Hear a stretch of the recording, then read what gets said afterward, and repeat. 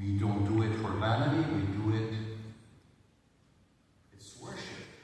It's an offering to God. It's not performance, it's gratitude. It's stewardship, it's not an obsession.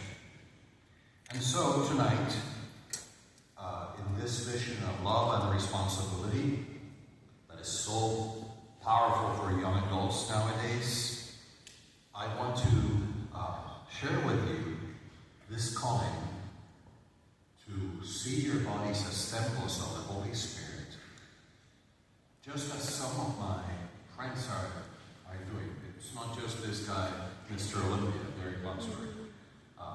He's doing